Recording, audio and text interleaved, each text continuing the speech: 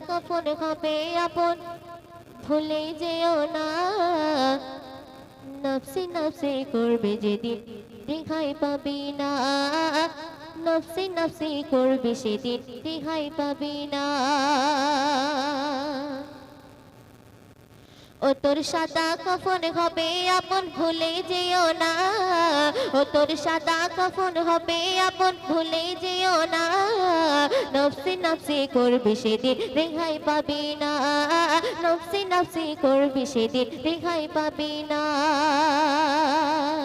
তারপর শুনবিন বাল্যকালে মায়ের কোলে সবাই খেলা করে ছোট থেকে বড় হলো মায়ের আঁচল ধরে মায়ের আঁচল ধরে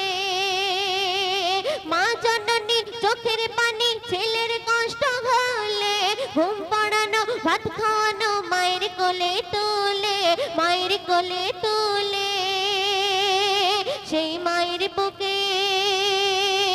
সেই মায়ের বুকে মাথা রেখে বিদায় ঘোষণা ও তুই নফসি নফসি করবি সেদিন রেহাই পাবি না নফসি নফসি করবি সেদিন রেহাই পাবি না অতি সুন্দর কথাই খুবই কৃষ্ণর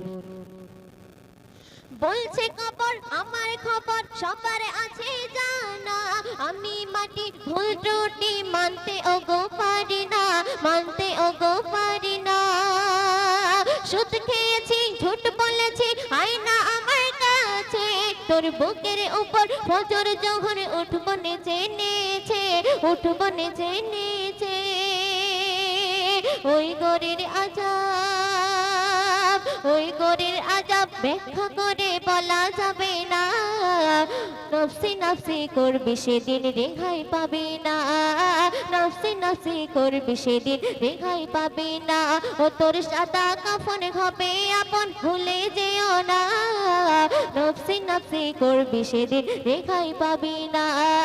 নফসি নফসি করবি সেদিন রেহাই পাবি না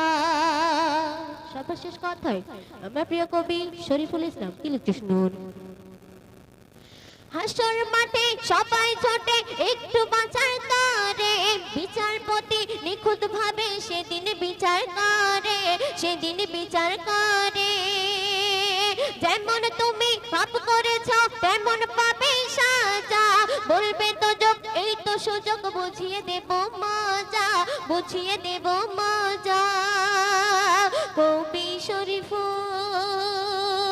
কবি শরীফুল কলম ধরে করল ঘোষণা কবি শরীফুল কলম ধরে করল ঘোষণা তুই নফসি নফসি করবি সেদিন রেহাই পাবি না নফসি নফসি করবি সেদিন রেহাই পাবি না ও তোর সাদা কাফন হবে আপন ভুলে যেও না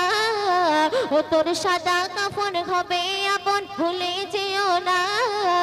নফসি নফসি করবি সেদিন রেহাই পাবি না ও তুই নফসি নফসি করবি সেদিন রেহাই পাবি না